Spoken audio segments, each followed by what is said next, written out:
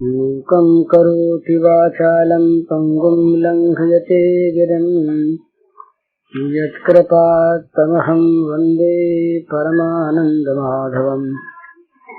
श्रीमन्मदनगोपालं वृन्दारण्यपुरन्दरं श्रीगोविन्दं प्रपद्येऽहं दीनानुग्रहकालकम्।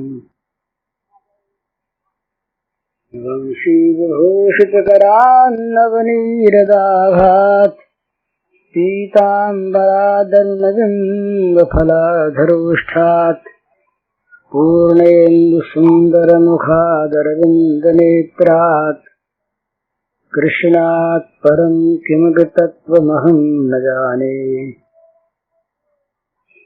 नवजलधरवर्णं चम्पकोद्भासिकर्णम् विकसितनलिनास्यं स्फुरन्मन्दहास्यम्।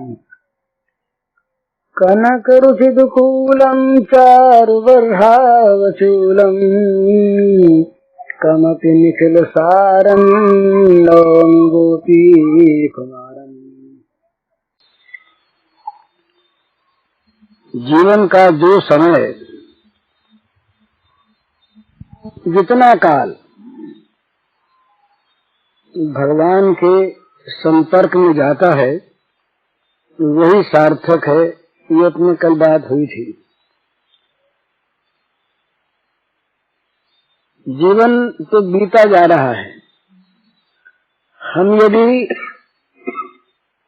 अच्छे काम में इसको लगावें तब भी बीतेगा, बुरे काम में लगावें तब भी बीतेगा। ये काल रुक नहीं सकता।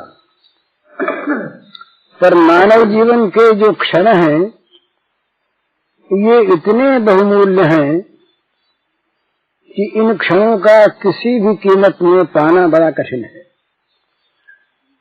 कबहु के करुणा नर देहि देत ईश बिनु हेतु स्नेहि। बिना ही कारण कृपा करने वाले भगवान बड़ी दया करके मनुष्य देह प्रदान करते हैं जीव को।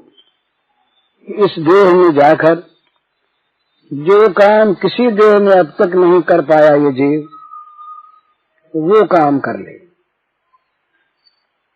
और यहाँ आकर के भी यदि प्रमादवश जीवन के क्षणों को व्यर्थ में अथवा बुरे कर्मों में अगर ये बिताता है तो इसके समान मूर्ख और कोई नहीं है।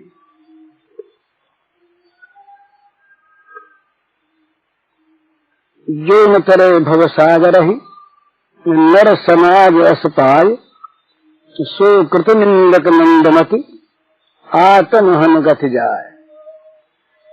कहते हैं कि इस प्रकार के समाज को पाकर, ऐसे जीवन को पाकर जो भवसागर से नहीं तरता, वो मंदमति है, उसकी बुद्धि मारी गई और वो कृत निंदक है और उसको आत्महत्यारों की गति प्राप्त होती है। तो मनुष्य का सबसे पहले करने का काम यही है कि वो अपने जीवन का संपर्क भगवान से जोड़ ले, कर्म करे। योगस्थ कुरु कर्माणि संगम त्यक्त्वा धनंजय सिद्ध सिद्धो समो भूत्वा समत्वं योग उच्यते। 3 प्रकार की स्थिति होती है, एक योगस्थ, एक प्रकृतिस्थ और एक स्वस्थ। तीनों का वर्णन गीता में है। प्रकृतिस्थ जो है वो जीव है। पुरुष प्रकृतिस्थो ही भुक्ते प्रकृतिजान गुणान कारणम गुण संगोस्य सद सद योनि जन्मसु। ये पुरुष प्रकृति के साथ तादात्म्य करके, उसके साथ मिलकर, प्रकृतिस्थ होकर प्रकृति के होने वाले विकारों को, प्रकृति में होने वाले परिवर्तनों को अपने में मानकर, प्रकृति के गुणों से आबद्ध होकर यहाँ कामना वासना आसक्ति, ममता, अहंकार, ईर्ष्यावश कर्म करता है और ये प्रकृति के गुणों को भोगता है, अच्छी बुरी योनियों में जाता है और इसका छुटकारा नहीं होता। ये पुरुष प्रकृतिस्थ। स्वस्थ वो जो स्वयं स्थित हो गया, जिसकी स्थिति आत्मा में हो चुकी, जो परमात्मा को प्राप्त गुणातीत पुरुष है। ये 14वें अध्याय में स्वस्थ का वर्णन है। हम लोग स्वस्थ नहीं हैं। कोई कहे कि हम बीमार नहीं, बड़े स्वस्थ हैं। प्रकृतिस्थ कभी स्वस्थ हो नहीं सकता। जो प्रकृतिस्थ है वो बीमार ही है, हमेशा बीमारी उसकी चलती है। शरीर की बीमारी तो मरने के साथ मर जाती है। शरीर की बीमारी मरने के साथ मर जाती है, लेकिन ये जो बीमारी है ये मरने के बाद भी साथ चलती है। ये बीमारी जाती नहीं, इसलिए जो प्रकृतिस्थ है वो स्वस्थ नहीं है। प्रकृति में स्थित है, स्व जो आत्मा है, स्वरूप है, उसमें स्थित नहीं है। ये प्रकृति में स्थित जो पुरुष है इसी का नाम जीव है। तो ये जो प्रकृति में स्थित पुरुष ये क्या है? ये प्रकृति में होने वाले जो परिवर्तन हैं, प्रकृति में होने वाले जो विकार हैं, प्रकृति में होने वाले जो ये जन्म मृत्यु के दृश्य हैं, इनको वो अपने में मानता है। जैसे किसी दीवार के अंदर घिरा हुआ आकाश दीवार के टूटने को अपना टूटना माने, दीवार के रंगने को अपना रंगना माने, दीवार की शोभा को अपनी शोभा माने, इसी प्रकार से ये प्रकृति में स्थित जो पुरुष है ये प्रकृति के गुणों में बद्ध रहता है। भुगते प्रकृति ज्ञान गुणान, ये प्रकृति के गुणों को भोगता है और इसीलिए अच्छी बुरी योनियों में सद सद योनि जन्मसु किया जाता है। तो इसको होना है स्वस्थ। स्वस्थ होने के लिए क्या करें? पहले योगस्थ हो। योगस्थ कुरु कर्माणि संगम त्यक्त्वा धनंजय सिद्ध सिद्धो समो भूत्वा समत्वं योग उच्यते। भगवान कहते हैं कि भगवान का जो कुछ भी रूप उसके मन में हो तो उस भगवान के साथ चित्त का योग कर दे, भगवान के साथ चित्त का संपर्क कर दे और उस योग में ये बह जाए, उस योग में बह जाए। पुरुष प्रकृतिस्थ ही ये न हो करके योगस्थ, उस योग में भगवान के साथ जो जुड़ना है उस जुड़ने में बह जाए, चित्त को भगवान के साथ जोड़कर उसमें स्थित हो जाए। तो क्या करे? उसमें स्थित होकर कर्म करे। लेकिन कर्म करने में दो चीज है, योगस्थ के कर्म और प्रकृतिस्थ के कर्म में यही अंतर है। ये बड़े समझने की चीज है। योगस्थ के जो कर्म हैं वो होते हैं आसक्ति रहित और सिद्धि असिद्धि में समता युक्त, और प्रकृतिस्थ पुरुष के जो कर्म हैं वो होते हैं आसक्त युक्त और अनुकूल फल की प्राप्ति के लिए। पुरुष प्रकृतिस्थ ही भुक्त ज्ञान गुणान, और यहाँ योगस्थ कुरु कर्माणि संगम त्यक्त्वा धनंजय सिद्ध सिद्धो समो भूत्वा समत्वं योग उच्यते। भगवान ने कहा धनंजय अर्जुन तुम कर्म करो, पर कर्म करो योग में स्थित होकर, और कर्म करो आसक्ति छोड़कर संगम त्यक्त्वा, और कर्म करो सिद्ध सिद्धो समो भूत्वा, सिद्धि और असिद्धि में, सफलता और असफलता में, मन के अनुकूल या प्रतिकूल फल की प्राप्ति में समो भूत्वा, समभावापन्न होकर, ये समत्व ही योग है। इस प्रकार अगर कर्म करोगे तो इस कर्म का फल होगा भगवत प्राप्ति।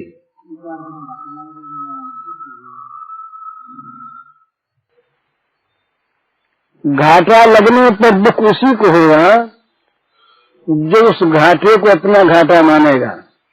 घाटा लगने पर दुख उसी को होगा जो उस घाटे में अपनी हानि मानेगा।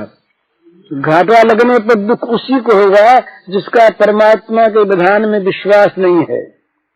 अपमान में, मान में, घाटे में, नफे में, हार में, जीत में, लाभ में, हानि में, सुख में, दुख में, इन द्वंद्वों में जो हमारे मन में अनुकूल प्रतिकूल भाव है, वो अनुकूल प्रतिकूल भाव इस शरीर में ममता, शरीर के वस्तुओं में आसक्ति, वस्तुओं में ममता, शरीर में अहंकृति, इसी को लेकर के है। योगस्थ होने पर वो घाटे को भी देखेगा, नफे को भी देखेगा। वो दोनों ही भगवान की लीला है। और उन लीला में जैसा जहाँ पर स्वांग के अनुसार कर्म करना है वो कर्म करेगा, दुख नहीं होगा। कर्म करेगा, सुख नहीं होगा।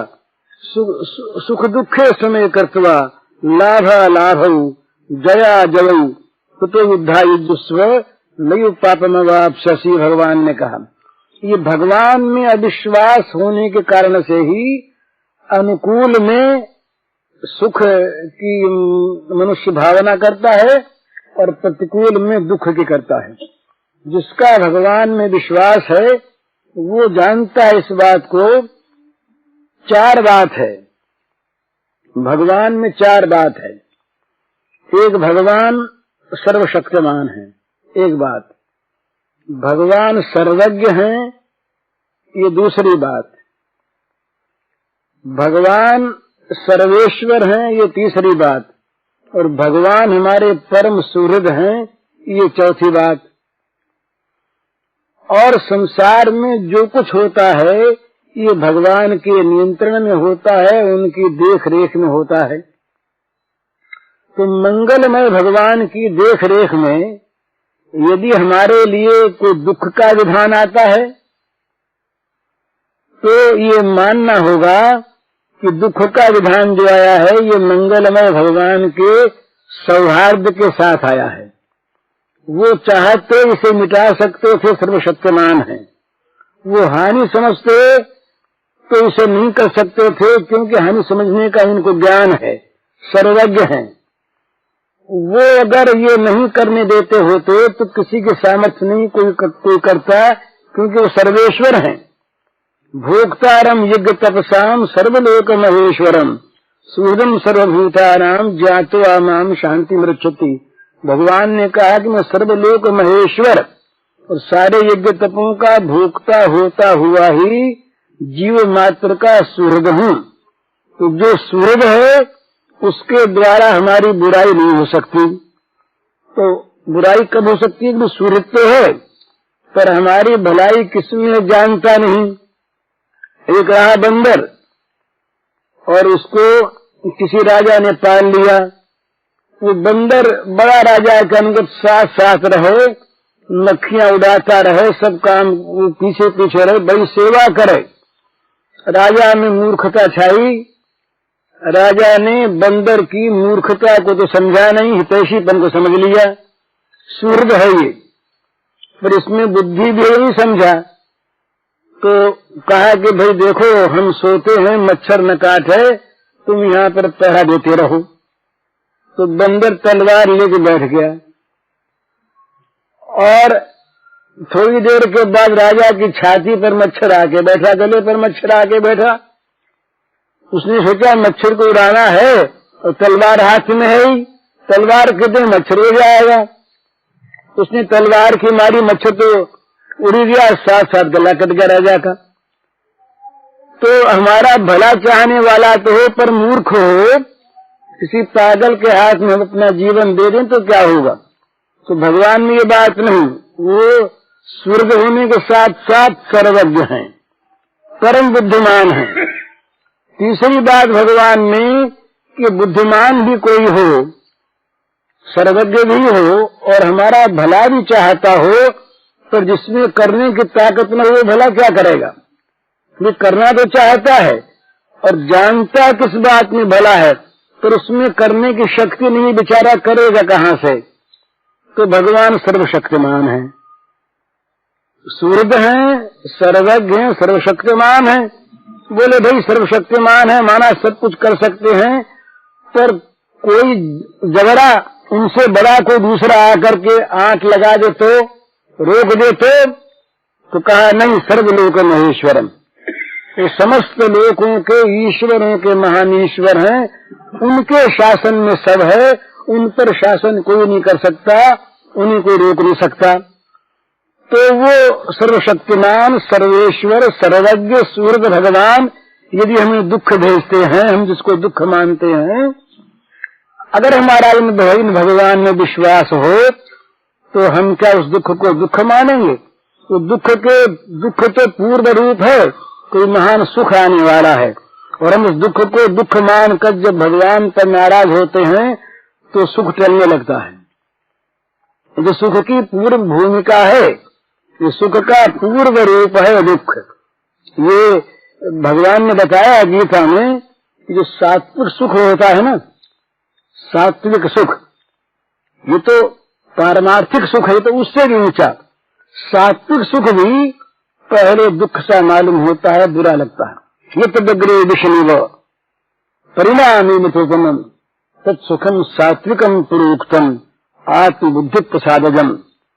भगवान कहते हैं कि जो आत्मबुद्धि के प्रसाद से, भगवत कृपा से जो सुख मिलता है, वो सुख आरंभ में जहर सा मालूम होता है, क्योंकि ये आरंभ में ये विषयों का जो है ना, ये कुछ सुख जाने लगता है, कुछ सुख विषयों का मिटने लगता है। ये एक बात और है, ये जरा कड़ी बात लगेगी पर सच्ची बात है, या तो संसार के वस्तुओं में ममता न रहे, और या भगवान संसार की सारी वस्तुओं को जो हम अपनी मानते हैं सबको नष्ट कर दे, सबको नष्ट कर दे भगवान। हमारा कहीं ममता के लिए कोई एक चीज भी न रहे, भगवान की बड़ी कृपा होगी। नहीं तो हम फंसे रहते हैं। तो भगवान के लिए जब वो मनुष्य चलता है तो पहले जरा ये विषय जो है कि जब हटते हैं तो ये कहते हैं कि देखो हम हटते हैं, अब तुम दुखी हो जाओगे। ये मूर्ख मान लेता है, जरा सी चीज में जरा सा मन के प्रतिकूल कोई पदार्थ आ गया, घटना आ गई, वस्तु आ गई, अरे हम तो मरे, बड़ा नुकसान हो गया, बड़ी हानि हो गई। किसी पर क्रोध, कहीं लोभ, कहीं ईर्ष्या, कहीं बैर, कहीं द्वेष करके ये एक बड़ा जंजाल नरक में जाने का अपना बुन लेता है। तो उस समय जो बुद्धिमान पुरुष है वो समझता है कि भगवान के मन की हो रही है, बड़ा अच्छा है, भगवान हमको अपने पास बुला रहे हैं, अपना रहे हैं, अपने समीप ले रहे हैं, इसलिए इन वस्तुओं का ममत्व हमसे छीन रहे हैं, हटा रहे हैं। तो ये कहा भगवान ने कि जब दग्रे विष्णु,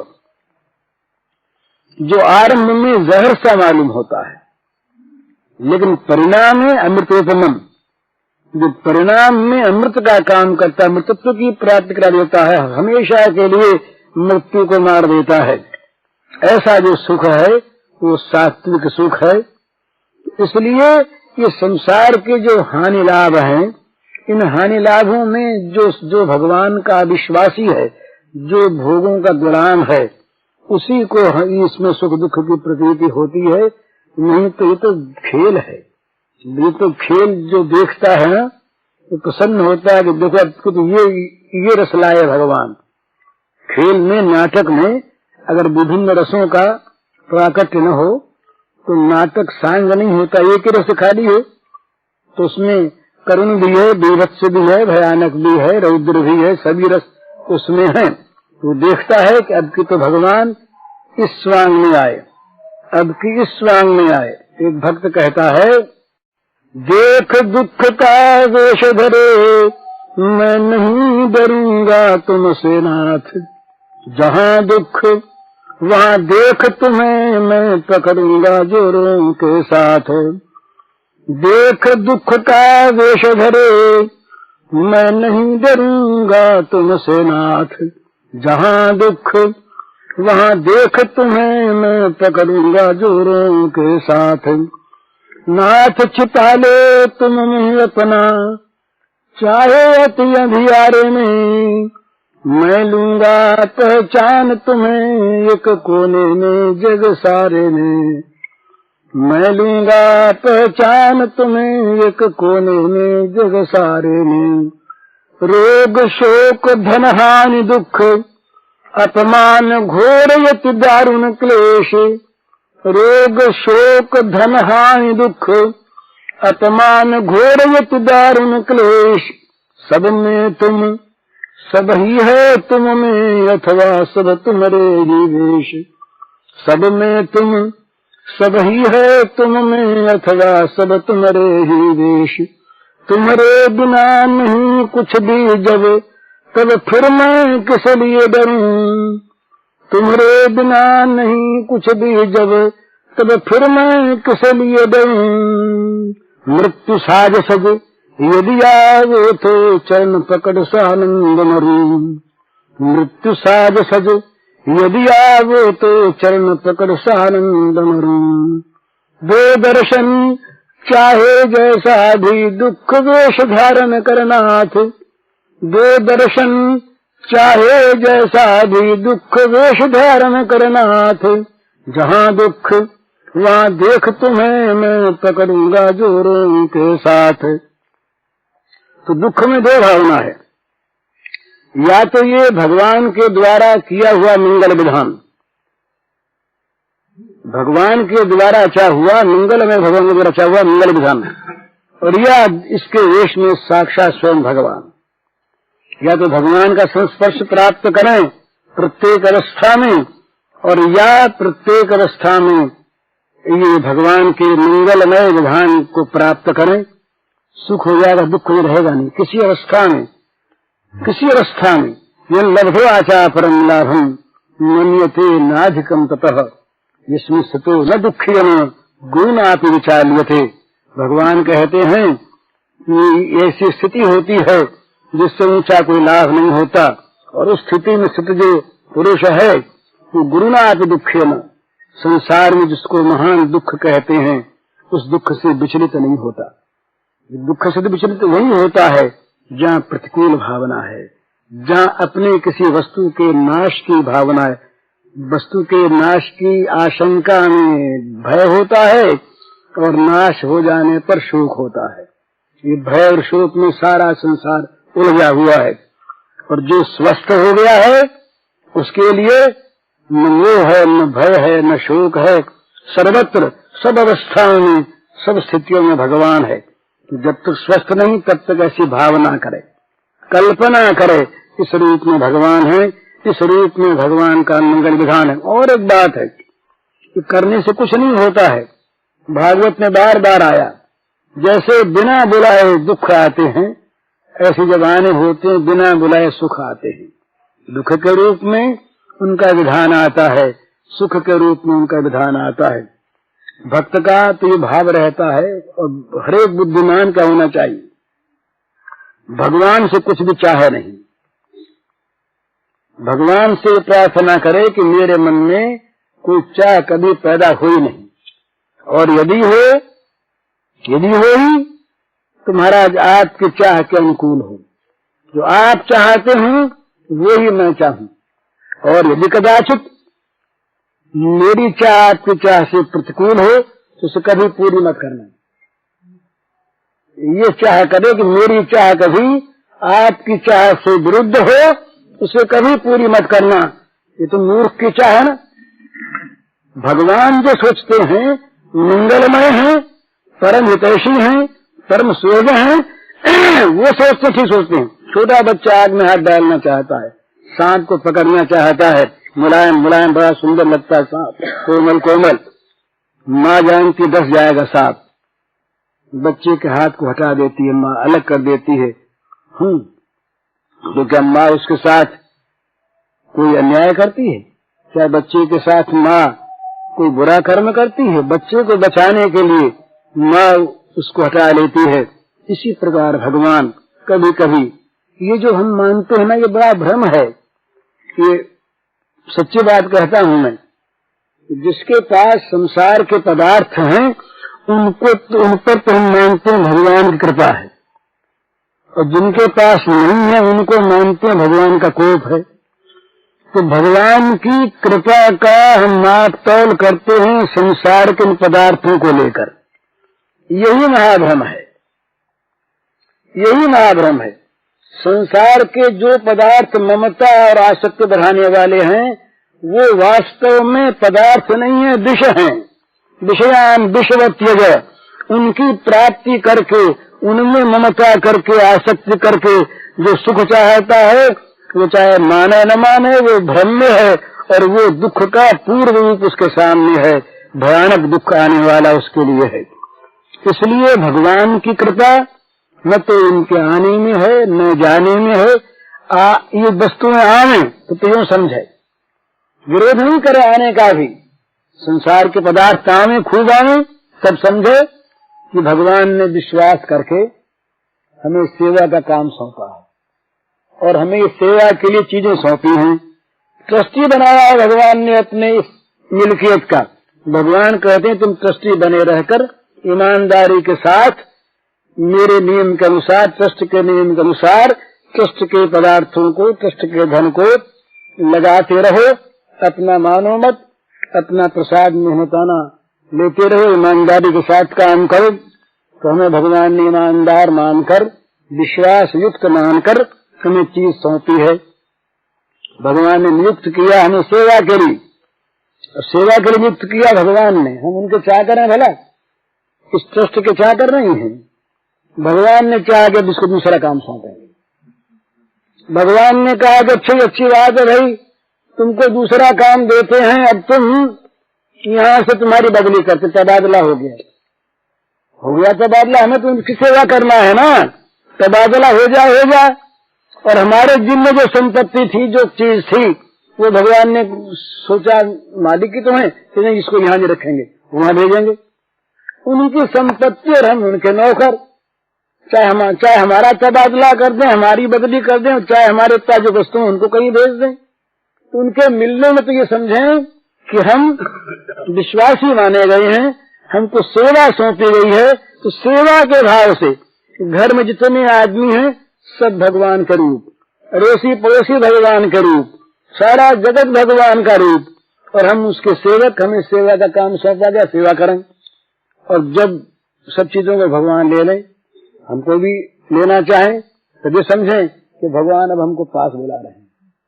इन चीजों में न रख करके, इस झमेले में न रख करके, हम पर बड़ी कृपा करके, बड़े प्रेम से हमको कहते हैं भैया आप तुम कोई काम नहीं सौंपेंगे तो तुम अब हमारे पास रखेंगे, हमारी सेवा में, निज की सेवा में रहो। बड़ा आनंद। तब तो मौज ही हो गई। अब तब तो सेवा का आनंद था, दूर रह करके अब सेवा का आनंद मिलेगा, निज की सेवा मिलेगी। अब तो हम माहली चाकर हो गए। अब तक तो दरबारी थे। दरबारी और माहली ये दो शब्द हैं भक्तों के, बड़े सुंदर। दरबार का चाकर है, दरबार का चाकर तो है, दरबार के सारे काम करता है, पर दरबार की विधि से बंधा हुआ है, दरबार की कानून से वो जकड़ा हुआ है। जहाँ बैठना है बैठे, जैसे काम करना वैसे करे। और मालिक तो है, पर मालिक का काम विधिवत होता है, व्यक्तिगत नहीं होता। और वो महल का चाकर हो गया। महल का चाकर होगा जब तो निज टहल करता है, निज की टहल करता है, पास बैठता है, पास रहता है, समीप जाके पूछता है, वहाँ विधि विधान नहीं। तो आनंद। तो जब सब चीजों को भगवान छीन ले तब समझे कि बड़ा आनंद है, अब तो भगवान अपने पास बुला रहे हैं। उसमें कृपा न माने, यही तो भेद है। तब तो फिर राक्षसों को बड़ी कृपा हुई, उनके पास बहुत संपत्ति थी, बहुत धन था। ये नहीं, जिसके पास भगवान के भजन का धन है, वो धन। कबीरा सब जग निर्धना, धनवंता कोई नहीं कोई, धनवंता सो जानिए जाके राम नाम धन हो। धन क्या है? भजन धन है।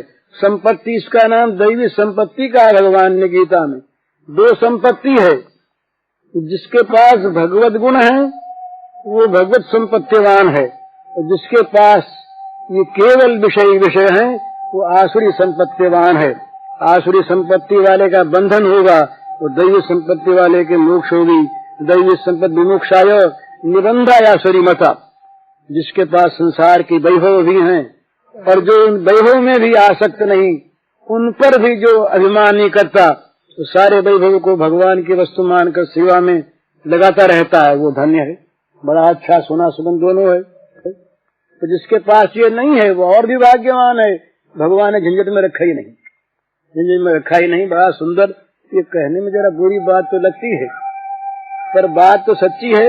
जिसको संसार में जितना कम आदर प्राप्त है वो अधिक भाग्यवान है। जिसके पास संसार की आसक्ति के कम पदार्थ हैं वो अधिक भाग्यवान है। जिसके पास संसार की ममता के कम पदार्थ हैं वो अधिक भाग्यवान है। जहाँ ममता अधिक है, जहाँ स्नेह करने वाले अधिक हैं, जहाँ आदर अधिक है, सम्मान अधिक है, उनमें फंसा रहता है। इसलिए भक्तों ने प्रार्थना की है, संतों ने प्रार्थना की कि हमें तो महाराज ऐसा बना दो कि हमसे कोई अपना मतलब न रखे, हमसे कोई अपना स्वार्थ साधने की आशा न रखे, ऐसा बना दो। क्या होगा? चुपचाप भगवान के भजन में तो लगा रहे।